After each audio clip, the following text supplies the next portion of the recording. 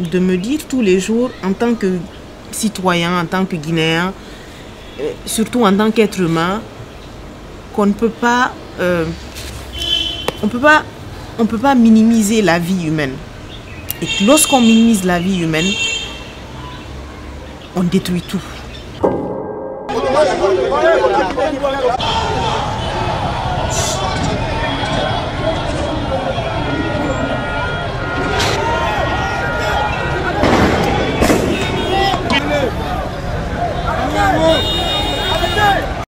Nous sommes à l'intérieur de la cimetière de Bambeto. Les militaires qui viennent de tirer des gaz lacrymogènes à l'intérieur alors que nous étions pour entrer. Parce que déjà, sur les réseaux sociaux et les commentaires qui ont été faits... Oui, on a vu des gaz lacrymogènes dans le cimetière. Ça non plus, les gens n'ont pas... Non, vous avez vu la fumée. Oui, la fumée, gaz lacrymogène, oui. Ça c'est possible. Okay. Le tireur peut être au rond-point de Bambeto, tiré en direction du cimetière, en fonction de la direction du vent, la fumée du gaz peut se trouver dans le cimetière. Et tous ceux qui sont là peuvent être gazés, être gênés et ne pas pouvoir... Donc les gaz n'étaient pas destinés au cimetière. Je profite de votre écran. Si vous, la RTG, si Espace, si Évasion, vous avez un policier ou un gendarme que vous avez vu en train de tirer dans le cimetière, soit avec grenade en main ou grenade avec fusil, je vous promets que demain, je vais le mettre devant votre caméra, il va comparaître, il va s'expliquer. C'est pas vrai. Bilan de la répression des manifestations du FNDC contre le 3e mandat du 14 octobre 2019 au 21 juillet 2020. Depuis le 14 octobre 2019, plus de 100 Guinéens ont été tués par balle par les forces de l'ordre lors ou en marge des manifestations contre le projet de changement de constitution et de 3e mandat d'Alpha Condé. Il faut noter que les victimes de Zérékoré, estimées à une 50aine, dont certains ont été nuitamment enterrés dans une fosse commune en pleine forêt, ne font pas partie de la présente liste, laquelle répertoire les 19 Guinéens tués par balle à Conakry. La première victime, Mamadou Lamarana Ba, 16 ans. Aliou Diallo, 24 ans. Chérif Ba, 15 ans. Aliou Ba, 17 ans. Alpha Suleiman Diallo,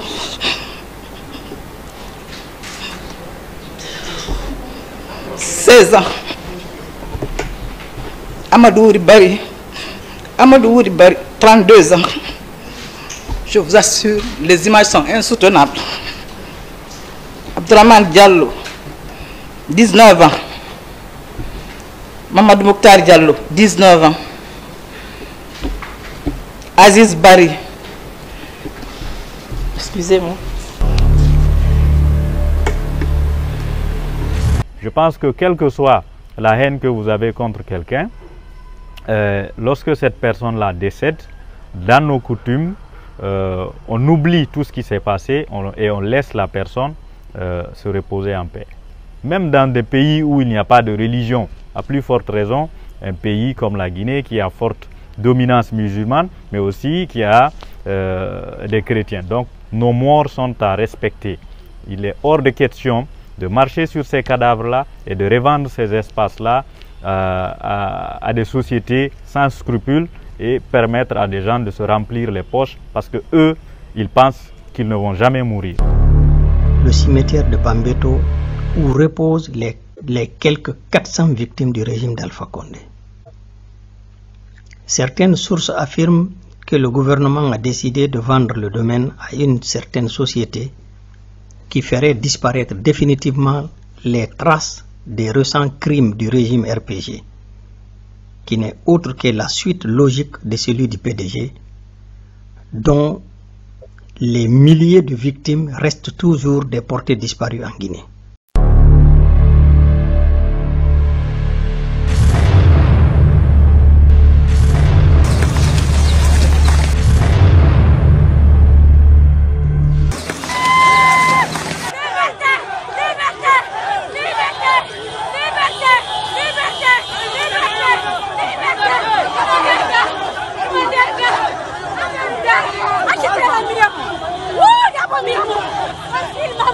Abel Silver!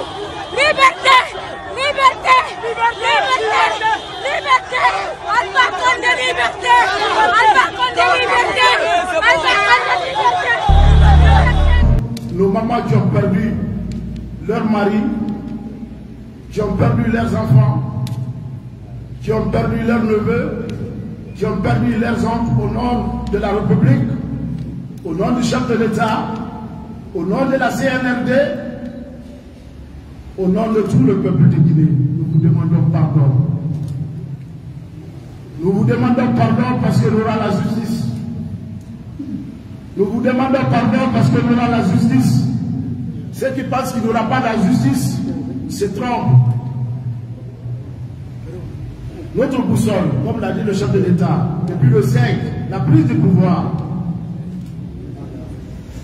notre boussole là sera orientée à tous ceux qui ont commis des erreurs dans ce pays. Ils seront jugés chacun un à un.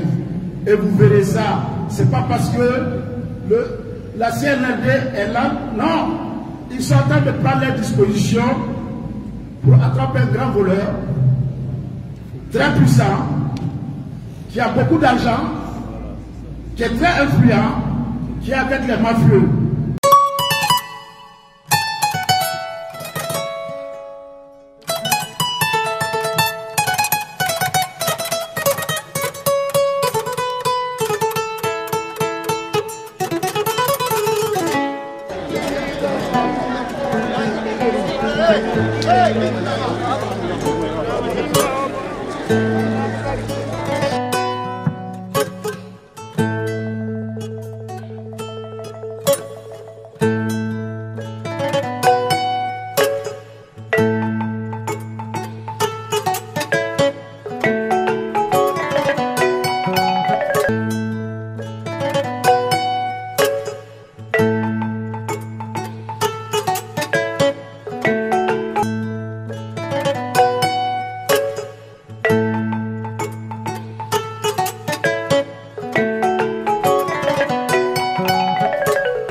Voilà o denu kanye voilà o bila korolo kanye voilà denu samala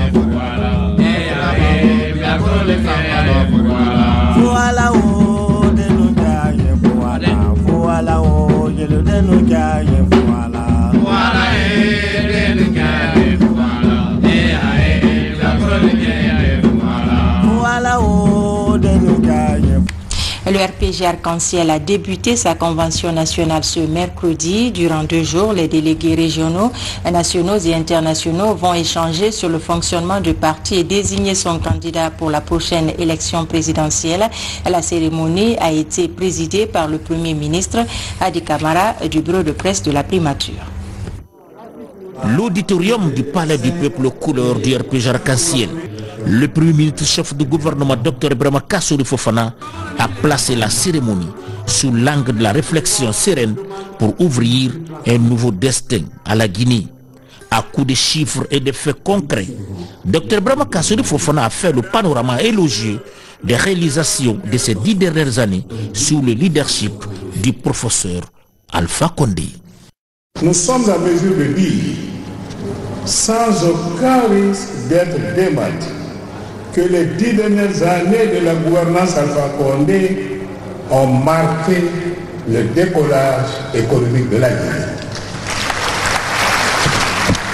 Avec le professeur Alpha Condé, nous avons amorcé la matérialisation d'une grande ambition industrielle. Aujourd'hui, plus d'une centaine d'unités industrielles sont créées ça et là dans le pays. Une impulsion sans précédent du secteur minier a été observée avec plus de 10 milliards de dollars américains d'investissement réalisés. 17 000 emplois directs et 50 000 emplois indirects créés dans le secteur minier. Ce faisant, la Guinée s'est hissée sous la gouvernance du professeur Alpha Condé au 2e rang mondial des exportateurs de bauxite. Avec le professeur Alpha Condé, la capacité de production énergétique a connu un bond sans précédent par la réalisation des barrages hydroélectriques Kaleta et Swapiti et celle en cours d'Amalia. nous totalisons aujourd'hui plus de 1000 MW de capacités énergétiques additionnelles installées. Avec le professeur Alpha Condé, le secteur éducatif a connu une mutation profonde pour la construction de 10 000 salles de classe pour l'enseignement primaire et secondaire, la rénovation et l'extension de nos universités et la condition salariale de l'enseignant guinéen a été améliorée par plus qu'un triplement des niveaux de salaire et indemnité ces dernières années. Dans le vaste chantier de transformation de la Guinée, les militants du RPG Arc-en-Ciel ne sont pas les seuls à soutenir le gouvernement. Des acteurs politiques divers, dont certains venus de l'opposition, apportent leur confiance totale au président de la République dans le processus de développement inclusif et durable de la Guinée. Nous avons donc quitté l'opposition pour des raisons objectives, parce qu'avant d'être des politiciens, nous sommes d'abord des citoyens guinéens et que nous voulons du développement de ce pays. Donc nous sommes très bien placés pour vous dire que devant tout ce panel d'hommes politiques, devant ce personnel politique existant aujourd'hui, le professeur Alpha Condé n'a pas de concurrent pour le moment. Mesdames et messieurs, bonsoir. Très ravi de vous retrouver au compte de cette grande édition qu'on démarre par ce communiqué du gouvernement qui va être lu par Sekouba Savané, le directeur général de la RTG. Monsieur Savané, bonsoir. Bonsoir Makale, plutôt le communiqué du Rassemblement du peuple de Guinée Arc-en-Ciel. Communiqué de presse du RPG Arc-en-Ciel. À la suite des conventions nationales de la Coalition démocratique pour le changement dans la continuité, le 3 août 2020 au jardin du 2 octobre, et de celle de notre parti, le Rassemblement du peuple de Guinée, RPG Arc-en-Ciel, qui s'est tenu les 5 et 6 août 2020 au Palais du Peuple à Conakry, nous, parti de la majorité présidentielle, partis alliés, mouvement de soutien, sympathisants et population, tous favorables à la candidature du président Alpha Condé, avions invité le chef de l'État à briguer un nouveau mandat, comme l'autorise la nouvelle constitution adoptée par référendum le 22 mars 2020. À la une ce soir et de 3 pour Alpha Condé, le président guinéen a mis fin au suspense et a annoncé qu'il briguait un 3e mandat. Sa candidature est contestée par l'opposition. Le scrutin est prévu le 18 octobre prochain. Nous serons à Conakry dans ce journal.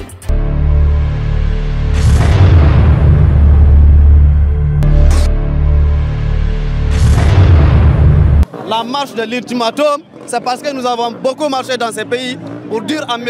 Alpha Condé qu'on ne veut pas sa constitution. Une constitution taillée sur mesure qu'on ne veut pas.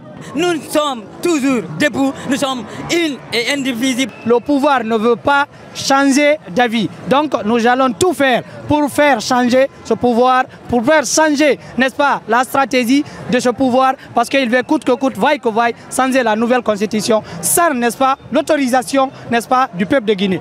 Les forces de l'ordre guinéennes ont dispersé jeudi à Conakry une manifestation de l'opposition qui accuse le pouvoir de violation d'un accord sur l'installation des élus locaux et de violences policières. Vous savez pourquoi nous marchons? Parce que nous sommes dans un pays où les libertés sont bafouées, nous sommes dans un pays où les lois sont bafouées, nous sommes dans un pays où le gouvernement ne respecte pas les accords. Depuis l'arrivée au pouvoir du président Alpha Condé en décembre 2010, l'opposition affirme qu'une centaine de manifestants auraient été tués par les forces de l'ordre en toute impunité. Nous réclamons la justice pour la centaine de citoyens guinéens qui ont été assassinés par les forces de défense et de sécurité. Nous continuerons aussi longtemps que possible à nous exprimer dans la rue jusqu'à ce que notre cause soit entendue par Alpha Condé et le clan des extrémistes qui sont en train de conduire notre pays à l'abîme. Jour de manifestation le long de l'autoroute Le Prince. Des échauffourées opposent jeunes et forces de l'ordre massivement déployées. Nous sommes à 10 jours du scrutin La scène est familière dans ces quartiers réputés acquis à l'opposition. La mobilisation à l'appel du FNDC, le Front national pour la défense de la Constitution, transforme ainsi régulièrement la capitale en ville morte. Le Front promet d'empêcher la tenue des élections le 1er mars. Ce sympathisant affiche sa détermination. Pas question d'élection, pas question de référendum le 1er mars. Ce qui est en jeu, c'est le respect de l'alternance démocratique, c'est la lutte contre le projet de 3e mandat. Nous allons nous opposer à tout prix, parce que je vous ai dit que c'est une question de vie et de mort, à tout prix contre ce projet. Les poids lourds de l'opposition boycottent les 2 scrutins. Ils dénoncent un manque de transparence dans le processus électoral. Résultat, dans la capitale, seules quelques affiches rappellent l'imminence des élections. La campagne s'est essentiellement résumée au meeting du parti au pouvoir, le RPG Arc-en-Ciel, qui a multiplié les rallyes pour convaincre les Guinéens d'aller voter. La majorité défend depuis des mois son projet de nouvelle constitution. Ce n'est pas l'opposition qui est contre, une partie de l'opposition est contre. Et ces personnes qui sont contre là, c'est des personnes qui ont auparavant participé à détruire la Guinée. Ils partent à l'élection, ils ne partent pas à l'élection, nous irons à l'élection, c'est ça la vérité. Je sais que beaucoup ne dormiront pas ce soir. Beaucoup vont pleurer. Beaucoup vont se révolter. Le 28 février 2020, Alpha Condé annonce publiquement un report de 2 semaines du référendum constitutionnel et des législatives prévues initialement 2 jours plus tard. Depuis plusieurs mois, une partie de la Guinée proteste contre ce qu'elle considère comme une manœuvre du président pour rester au pouvoir. Alpha Condé, 82 ans, n'a toujours pas officialisé sa candidature, mais en tentant de faire adopter coûte que coûte une nouvelle constitution, le président guinéen semble bien vouloir s'ouvrir les portes d'un 3e mandat. Entre pouvoir et opposition, le dialogue est rompu. Autre sujet de crispation, les arrestations dénoncées par le Front national pour la défense de la Constitution. Selon le FNDC, des militants ont été interpellés de façon arbitraire et sont actuellement détenus sans motif légal. Il y a eu des kidnappings un peu partout et ça se fait tous les jours. Nous avons plus d'une centaine de personnes kidnappées qui sont aujourd'hui dans un camp de concentration à 600 km environ d'ici, en Soronconi, où ces gens n'ont plus aucun contact avec personne, y compris avec les avocats, et nous ne savons pas trop bien dans quelle situation de détention ils se trouvent. Les autorités n'ont pas souhaité répondre à nos demandes d'interview. Cette crise politique a en tout cas des conséquences sur le quotidien des Guinéens. Madina, le poumon économique de la capitale. À chaque manifestation aux villes mortes, le grand marché ferme ses portes. Une situation que déplorent les commerçants. Mamadou tient une papeterie, ses affaires vont mal. Ça ne va pas, regardez, ça ne va pas. S'il n'y a pas d'activité, nous, on endosse les conséquences. Parce que les locations ne demandent pas quelque chose pour dire que je n'ai pas trouvé de client, il faut pardonner. Tu es obligé de payer les locations. Et ainsi, les dépenses à la maison, les locations de bâtiments, ainsi. Ce n'est pas bon. Les manifestations, ça nuit. Partout dans la capitale, la perspective du scrutin de dimanche ravive les craintes. Dans le quartier de Yimbaya, en banlieue, les femmes de la famille Nabé sont soucieuses. Elles expliquent subir depuis des mois déjà les conséquences de la crise. Bintou, excédée, en appelle à la responsabilité des politiques. Tous les jours, c'est la crise. C'est toujours la même chose. Quand ça chauffe, nous les femmes, on n'arrive plus à faire tourner le foyer.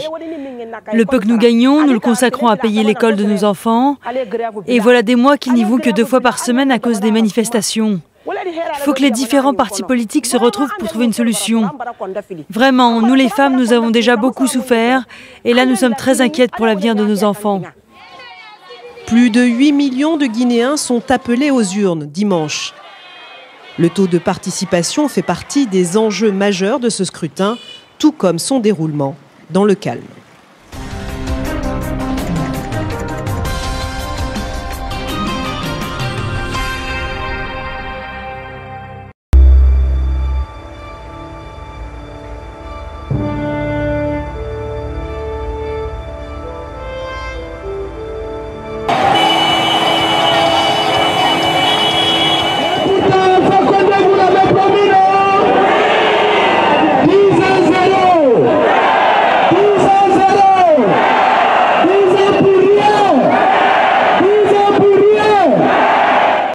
seule réalisation, le seul bilan que l'on trouve en Guinée aujourd'hui, ce sont les photos de M. Alpha Condé que vous voyez partout.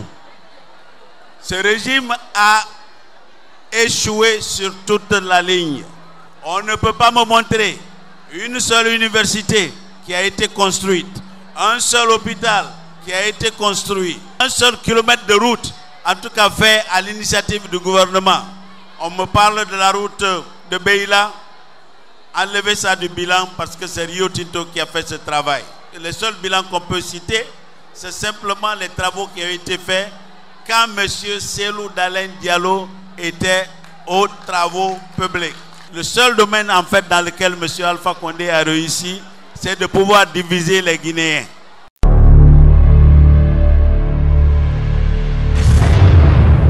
Il est 15h30, heure de Conakry, lorsque l'avion transportant le président Cellou Dalein Diallo a atterri sur le tarmac de l'aéroport de Bessia. Les partisans de l'alternance sont venus en grand nombre pour accueillir leur leader. De l'aéroport à son domicile de Dixine, en passant par Bambeto et Amdalaï, il était difficile de se frayer un passage. Militants, sympathisants et autres curieux, arborant la plupart les couleurs du parti, le vert et blanc, ont réservé un accueil triomphal à leur champion. Une véritable marée humaine décorait les artères sillonnées pour la circonstance. Les militants et sympathisants du parti sont fermes. Ils sont déterminés à conduire Cellou à la magistrature suprême du pays.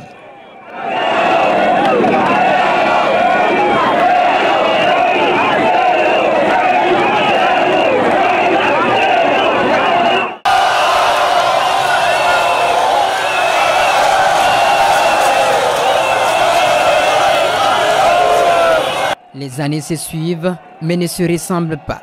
2010 n'est pas 2020. L'histoire ne va pas se reproduire.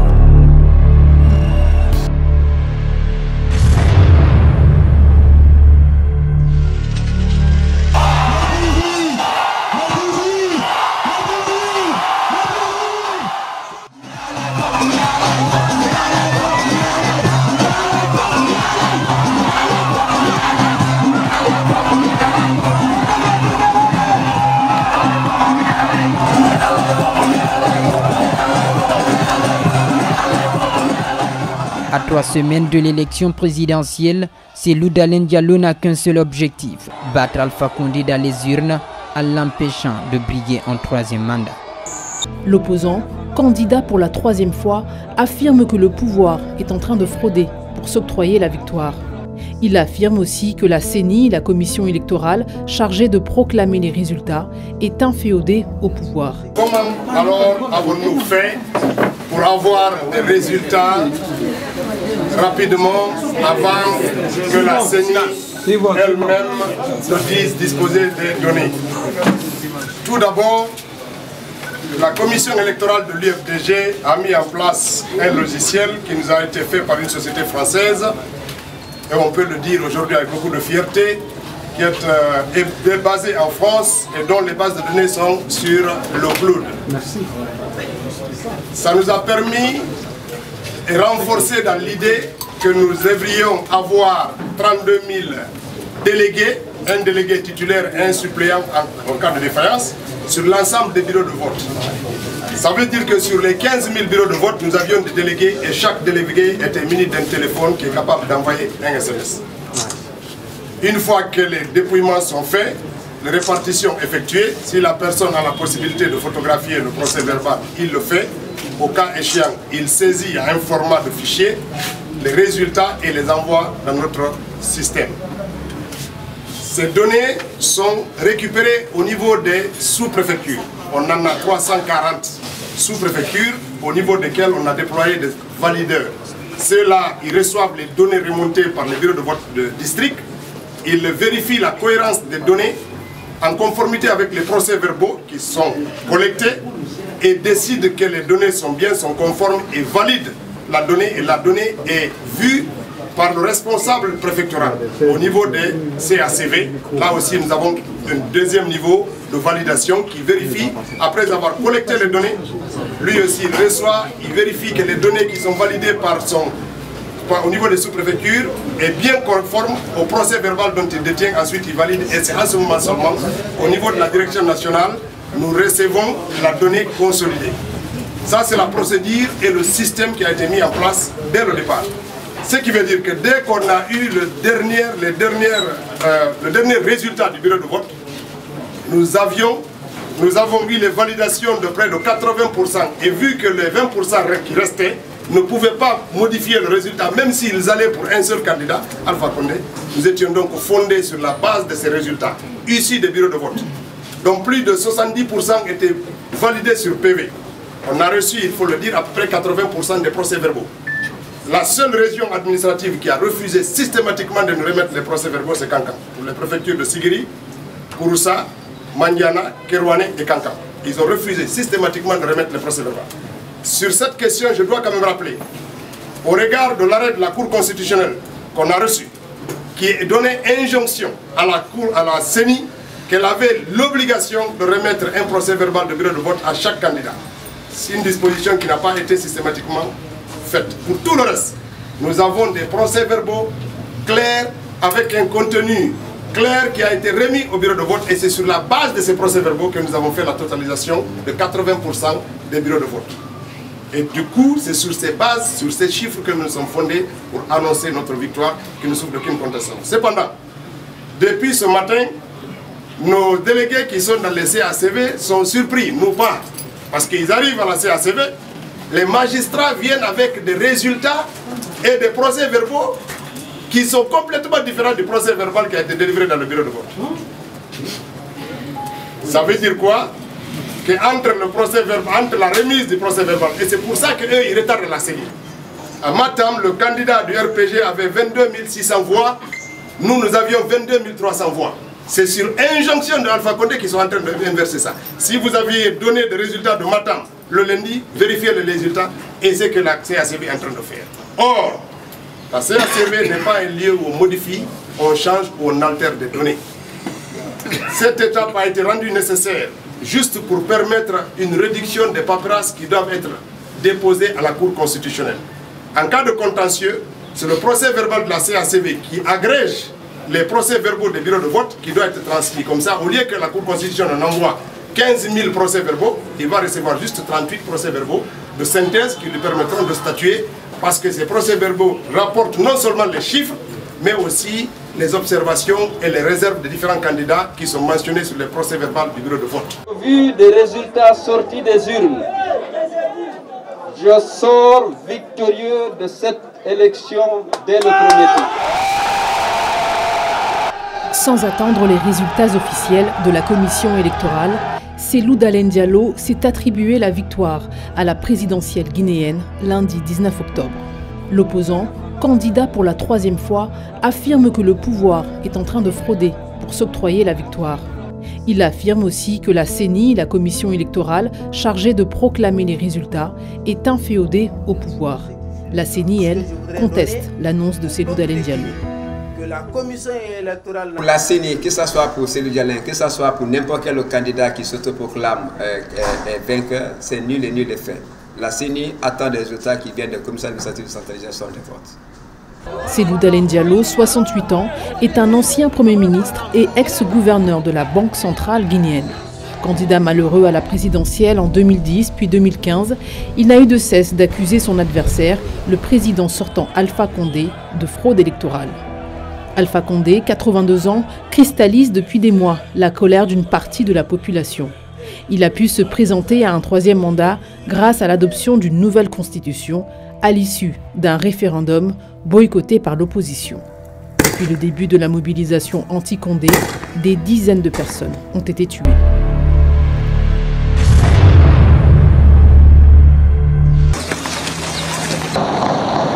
Des soldats des forces spéciales prennent position autour du palais présidentiel.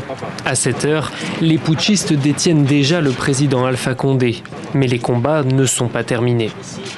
Guinéennes et Guinéens, chers compatriotes, la situation sociopolitique et économique du pays, le dysfonctionnement des institutions républicaines, l'instrumentalisation de la justice, le piétinement des droits des citoyens, l'irrespect des principes démocratiques, la politisation à outrance de l'administration publique, la gabegie financière, la pauvreté et la corruption endémique ont émené l'armée républicaine de Guinée à travers le Comité national du rassemblement et du développement, CNRD, à prendre ses responsabilités vis-à-vis du peuple souverain de Guinée et dans sa totalité.